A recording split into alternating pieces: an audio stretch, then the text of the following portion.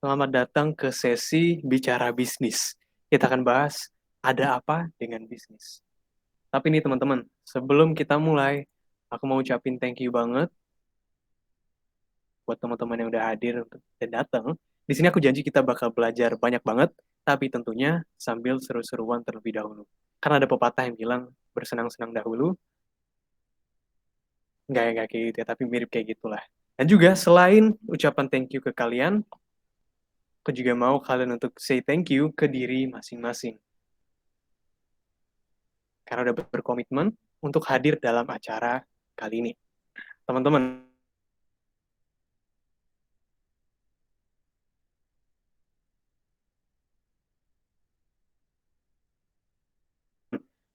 apa? Impian, prinsip, hal yang ingin diraih, apapun, kira-kira apa? Silahkan.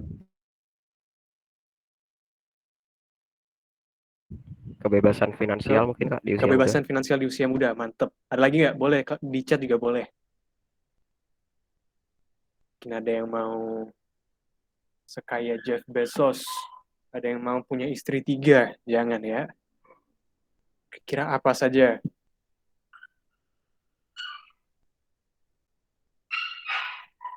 Sorry sebentar ya.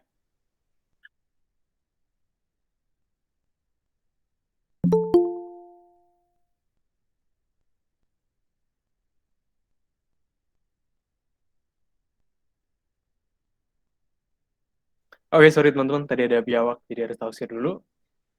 Tadi ada yang jawab kebebasan finansial dari usia muda. Setuju banget, karena aku secara personally juga pengen banget bisa financially free lah di usia yang masih muda. Tuh. Tahu gak sih teman-teman, gimana kalau aku kasih tahu nih, ada satu solusi yang bisa membantu semua tujuan hidup bisa tercapai.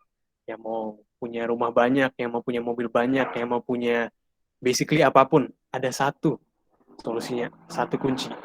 Kira-kira apakah solusinya?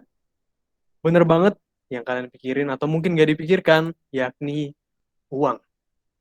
Kalau ada uang, kita bisa melakukan lumayan banyak hal lah. Untuk ilustrasinya nih, ada, teman-teman pasti udah tahu nih kisah dari Titanic ya. Kalau yang belum, bisa nonton. Kalau yang enggak, pasti udah lumayan paham. Basically, Titanic ini sebuah kapal yang berlayar pada tahun lumayan lama, 1937 kalau nggak salah ya. Dan ada insiden yang terjadi ketika dia lagi berlayar, ada sebuah bongkahan es.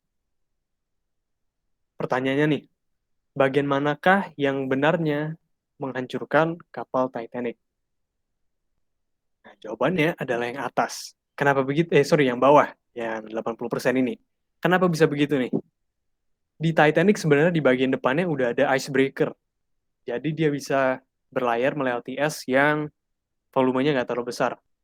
Nah, waktu lagi berlayar, mereka lihat, wah ada bongkahan es kecil nih, nggak terlalu gede. Ya udah, tabrak aja lah. Yang mereka nggak tahu, di bawah air ini ada 80% yang banyak. Alhasil, ketika ditabrak, 80% ini yang menenggelamkan kapal Titanic ini. Gimana kalau kita implementasiin ke dunia asli nih? Kurang lebih gambarannya seperti ini. 20% ini adalah biaya yang terduga, yang bisa kita plan. Makanan, cicilan, listrik, top up Valorant bulanan, dan lain-lainnya. Ini yang kita bisa rencanakan.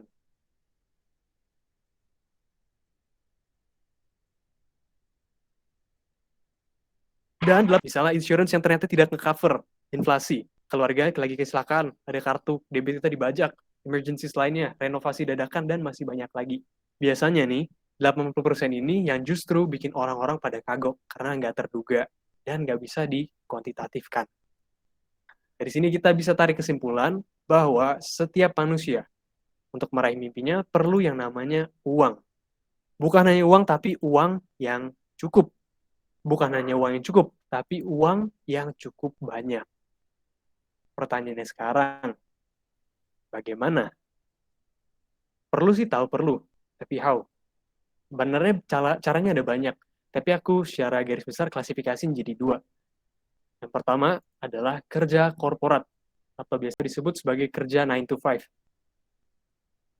Masuk jam 9 pagi, pulang jam 5 malam. Apakah bisa kaya, bisa mendapatkan uang cukup banyak dengan cara ini? Jawabannya tentu saja bisa.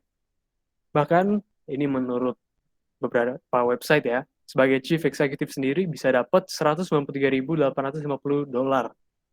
Kalau kita beralih nih ke ranah yang lebih masuk akal di Indonesia, bisa mendapat gaji sebesar 150 sampai 230 juta dalam ranah waktu sebulan. Apakah banyak? Tentu saja banyak banget. Tapi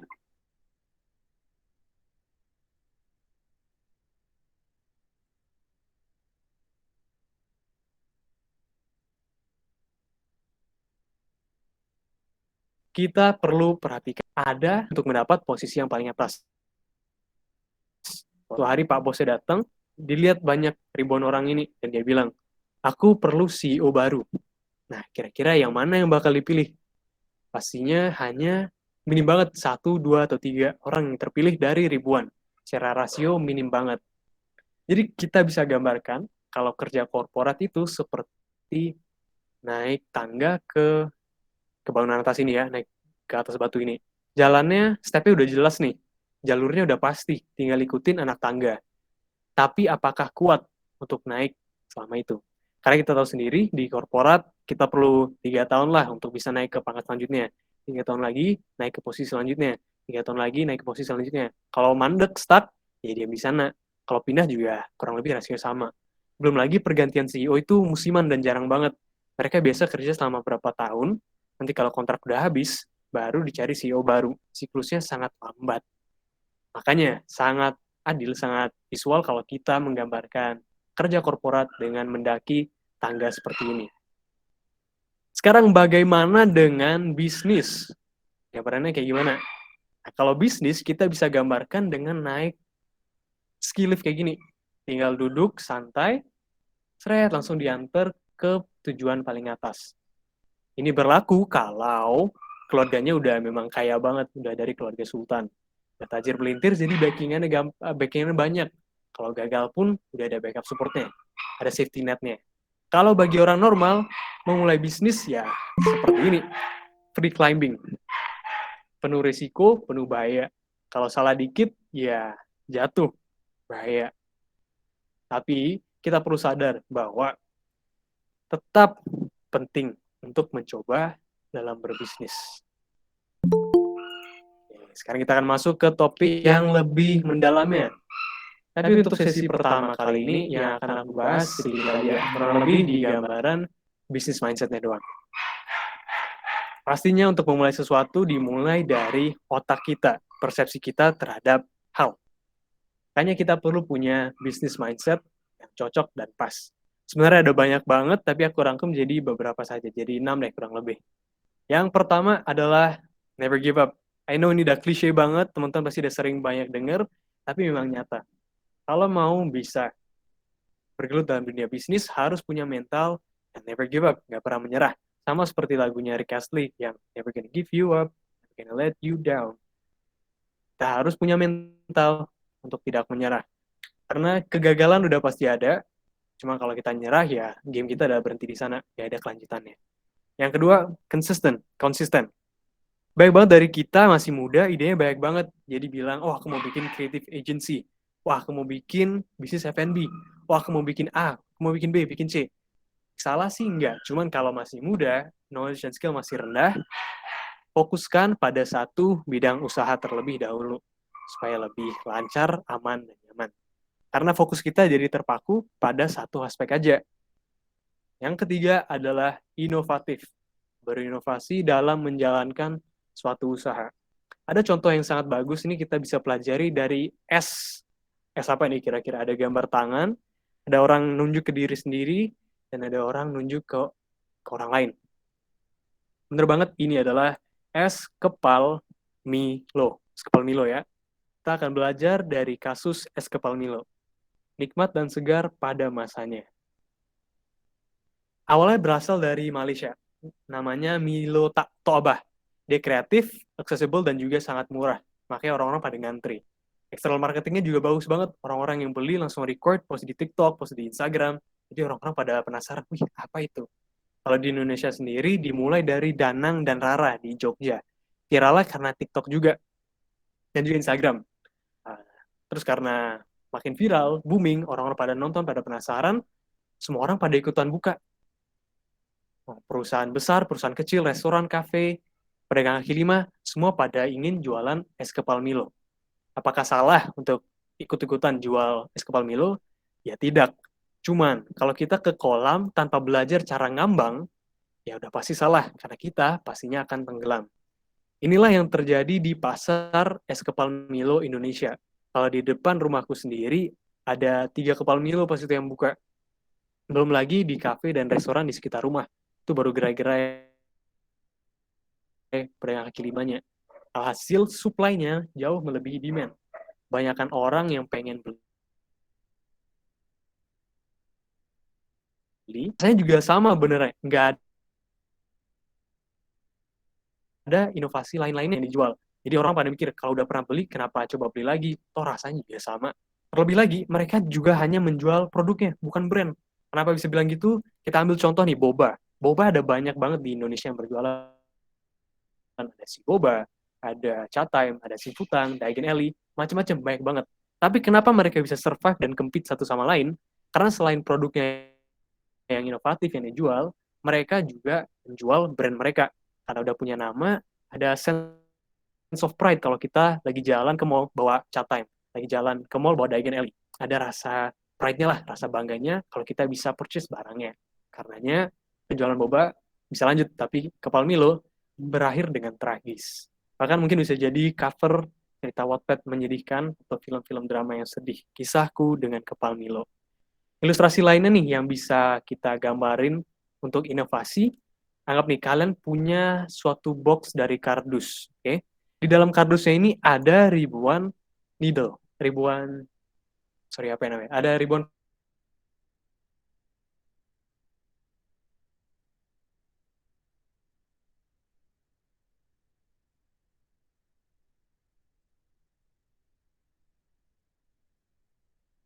paku, ada ribuan nil. Dari ribuan paku lebih mengkilap dan lebih kokoh. Dan 2%-nya ini sangat bagus, kualitas prima terbaik. Sebagai manusia yang memerlukan fungsinya, kita pasti lebih prefer yang sangat bagus. Pertanyaannya sekarang, bisa nggak kita ambil 2%-nya ini dari ribuan paku yang ada? Susah banget. Udah di box kita pilih-pilih, aduh ini mana yang tajam banget, masa dites satu-satu, pastinya time consuming. Makanya kita perlu ubah persepsi kita dengan metode seperti ini nih. Bayangkan dari ribuan pakunya itu, 98% berwarna abu-abu silver, tapi 2%-nya berwarna hijau. Kira-kira gampang nggak kita untuk ngambil yang warna hijau? Pastinya gampang banget, karena warnanya beda. Dia unik, stand out dari yang lainnya.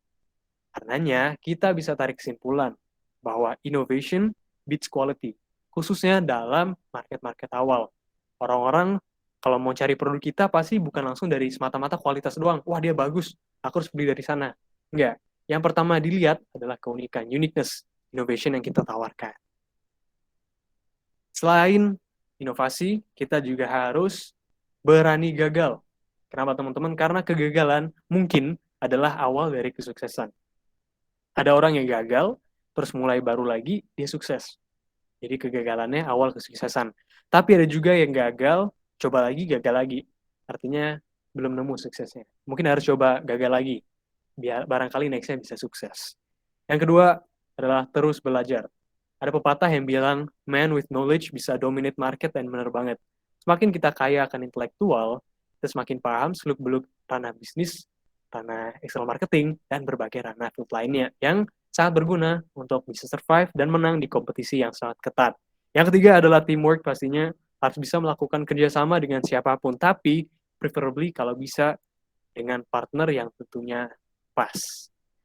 Untuk mindset, segitu dulu teman-teman. Sebenarnya topiknya masih banyak ini yang daging-daging, cuman kita bakal skip dulu untuk saat ini. Di lain waktu ya. Ini by the way dibikin oleh Rama ya, PowerPoint yang warna ungu ini, materinya. Nah, kita akan lanjut ke pertanyaan kilat. Apakah sebuah bisnis bisa jalan tanpa adanya perencanaan strategi produksi yang pas, ya, tanpa planning yang kokoh? Jawabannya tentu saja bisa. Cuman jalannya di tempat, nggak jalan maju. Kalau kita maju, mau strive terus, harus punya planning yang pas. Karena kita akan belajar reverse psychology-nya, kita akan belajar cara gagal dalam berbisnis. Waduh, ikut workshop, luangin waktu, kok malah diajarin berbisnis? Benar banget, karena kalau kita belajar cara gagalnya, kita tahu gimana cara antisipasi ke depannya. Oke, kita akan mulai dengan cara yang paling efektif untuk gagal dalam berbisnis adalah untuk tidak memulai bisnis apapun. Kalau mau yang 100% gagal, ya jangan mulai apapun. Kalau mau yang ada persentasenya di bawah 100%, kita bisa belajar dari beberapa kasus di bawah ini. Di tahun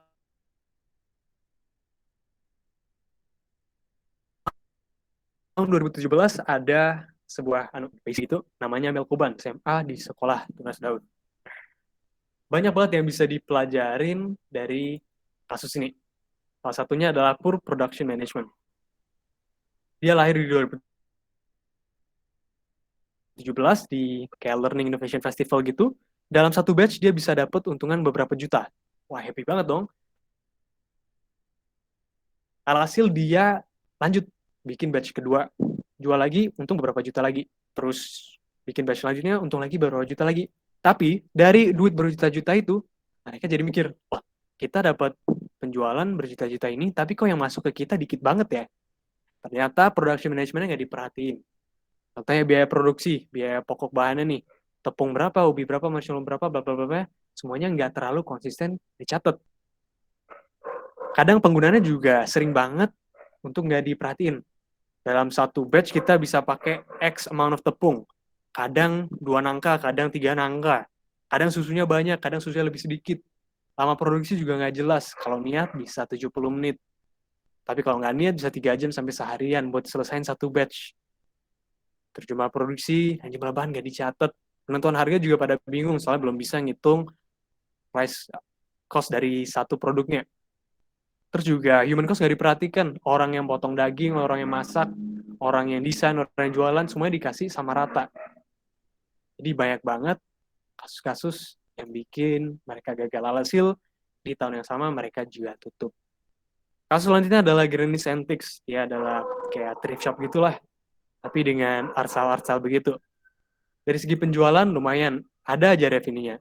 Tapi sejak bendaharanya pergi, sering kelabakan karena money management-nya sangat kurang. Alhasil mereka jadi sering banget nombok. Uang ini kemana? Uang itu udah masuk belum? Ini transaksi pas kapan?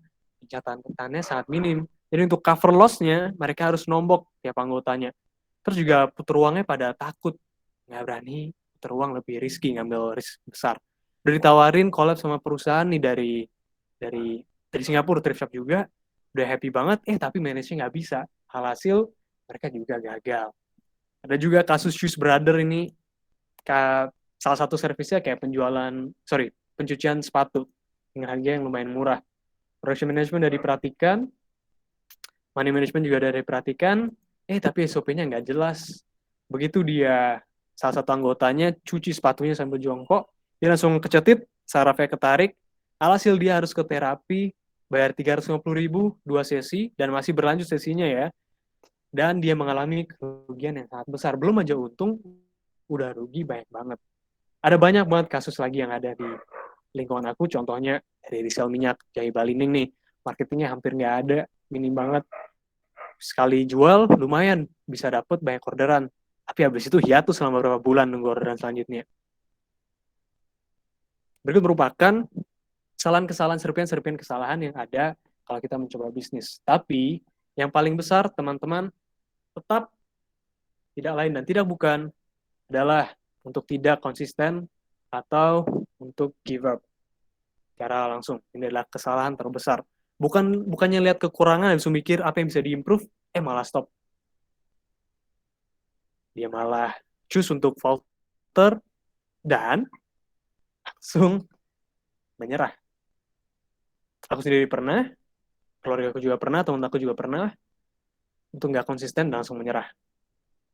Karena kita sering kali berpikir nih teman-teman, apakah benarnya aku cocok untuk berbisnis? Faktanya, sebenarnya nggak semua cocok nih. Soalnya banyak banget ada yang nanya, passion aku di art kah? Apa cocok di bisnis? Aku ilmu kedokteran, apa cocok di bisnis? Untuk kebalikannya, aku lulusan bisnis, apa cocok di kedokteran? Ya udah pasti enggak ya. Karena pada dasarnya tidak semua orang cocok untuk berbisnis. Ada yang cocok, ada juga yang nggak cocok. Basically, human itu bisa dikategorikan jadi dua berdasarkan skillnya. Seorang spesialis dan juga generalis. Spesialis itu orang yang punya specific career path. Udah jelas, kalau dokter ngambil spesialis apa, alhasil dia jadi spesialis itu. Kalau dokter gigi, ya jadi dokter gigi. Kalau arsitek, jurusan arsitek yang ngambil bidang seni arsitek murni, kedepannya bakal jadi arsitek. Itu orang-orang yang spesialis, yang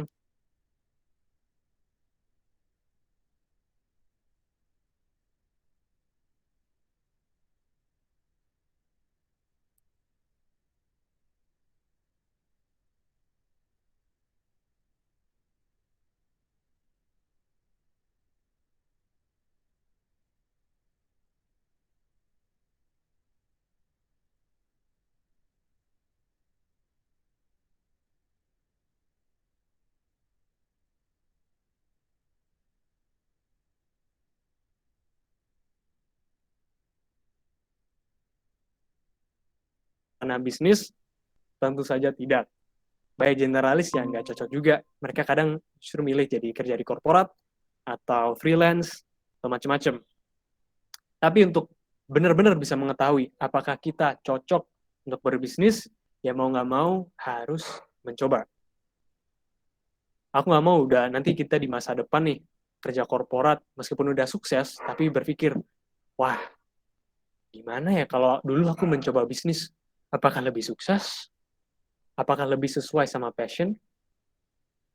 Aku nggak mau kita nanti udah sama-sama gede, penuh regret karena simply nggak mencoba.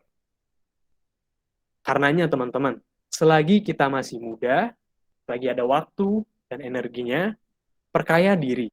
Edukasi diri kita dengan mencoba. Salah satunya dengan mencoba bisnis. Ada ide, tulis, rancang, laksanakan. Kalau gagal, pelajari, coba lagi. Yang penting kita coba saja dulu. Ada sebuah quotasi nih yang bilang, show me someone who has never failed, I'll show you someone who has never tried. Tunjukkan aku seorang yang gak pernah gagal, akan aku tunjukkan orang yang gak pernah mencoba. Karena sejatinya, dalam mencoba, pasti ada proses kegagalan. Kalau nggak coba, nggak ada proses. Nggak ada, kalau kita tidak mencoba, kita nggak akan gagal dalam proses. Tapi kita gagal dalam memulai. Aku sendiri banyak banget juga yang gagal. Sampai sekarang pun masih belum nemu klopnya di mana. Aku lakuin lagi magang nih. Magangnya korporat, Telkomsel. Terus proyek-proyek bisnis dijalanin, sekaligus belajar dari orang tua. Freelance pun aku juga jalanin. Banyak banget yang aku jalanin sekaligus. Karena masih coba-coba, belum nemu nih mana benernya yang pas. Termasuk orang tuaku juga. Mereka juga masih, up until now masih coba-coba. Rugi pastinya pernah. Rugi ribuan, ratusan ribu, puluhan ribu, ratusan ribu, jutaan, puluhan juta, ratusan juta, miliaran. Pastinya juga pernah. Tapi apakah mereka berhenti untuk mencoba bisnis? Kalau mama sih ya, mama pindah ke kerja korporat, tapi kalau papa, nggak, papa masih terus mencoba. Karena dia yakin bisnis itu bukan sekedar karir atau tujuan, tapi juga sebagai media pembelajaran. Banyak value non-bisnis yang bisa kita pelajarin dalam bisnis, contohnya networking, terus problem solving, macam-macam. Jadi selagi ada energi dan waktu, coba saja teman-teman. Dengan berakhirnya kuotas ini, berakhir juga sesi kita pagi ini. Thank you banget teman-teman yang udah dengerin. Semoga bermanfaat bagi teman-teman, bisa diimplementasikan dan diaplikasikan buat kehidupannya dan sekitarnya juga. Thank you dan sampai jumpa.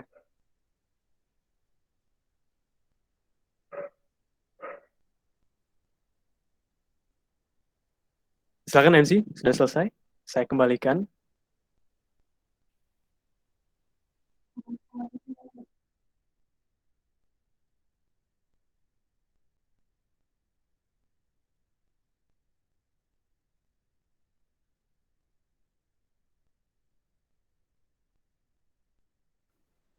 Boleh deh kita tunggu 2 menit, kalau ada yang mau nanya silakan. Kalau nggak baru kita akhiri deh. Oke.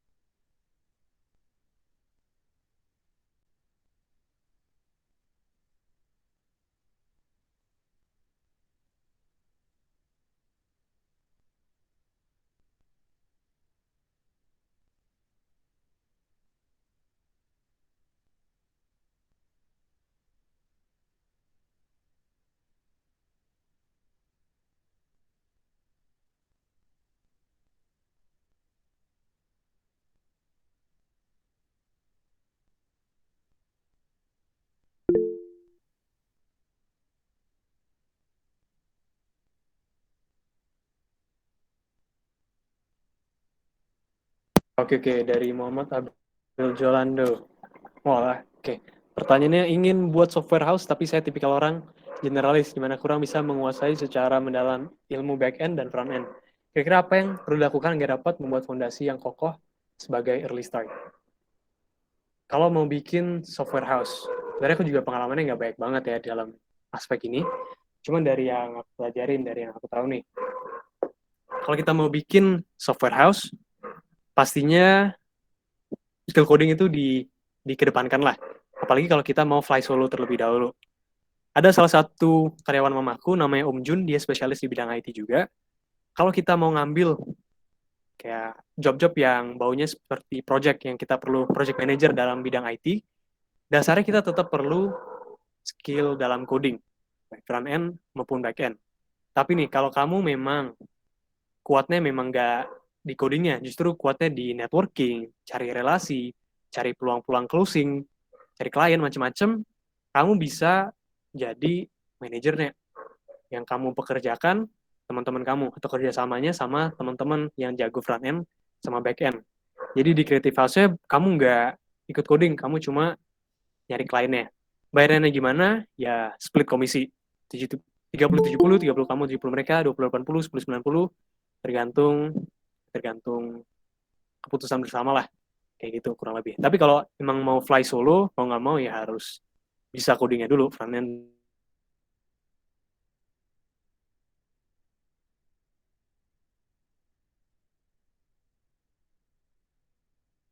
dan back end.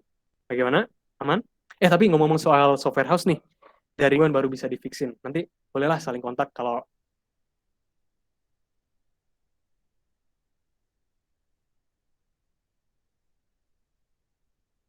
ada. Thank you. Ya benar. Untuk saat ini. Tapi juga kalau ngurusin SOP, ngurusin desain briefnya, macam-macam sih benernya yang bisa di-handle lagi. Karena kalau mau bisnis yang aktual, apalagi kalau nantinya dikembangin ke PT, banyak banget aspek-aspek yang perlu kita penuhin. Yang ribet banget. Biasanya orang-orang yang spesialis, yang fokusnya ke coding dan lain-lain, pada nggak paham justru. Jadi dari kita yang facilitate nanti. Bagaimana? Ada lagi yang punya pertanyaan?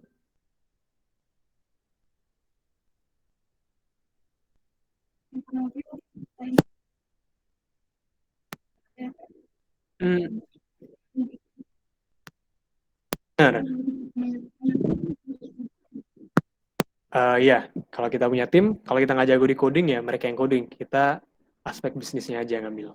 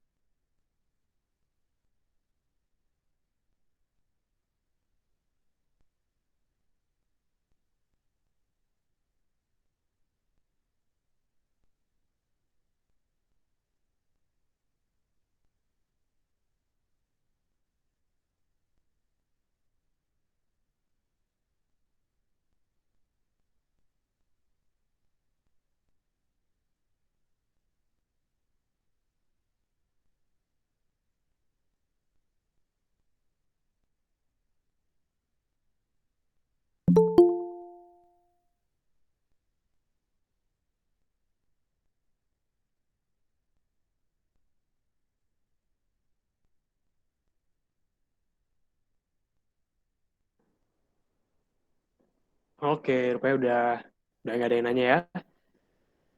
Itu thank you banget teman-teman yang udah partisipasi. Mungkin bisa di end sekarang. Nanti buat si Abel, kalau ada lanjutan nanti kita kabarin dah soal software software ini. Thank you ya teman-teman.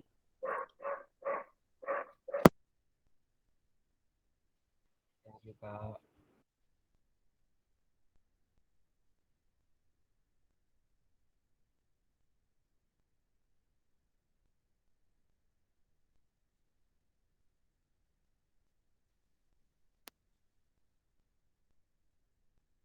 Oke, thank you, bye bye.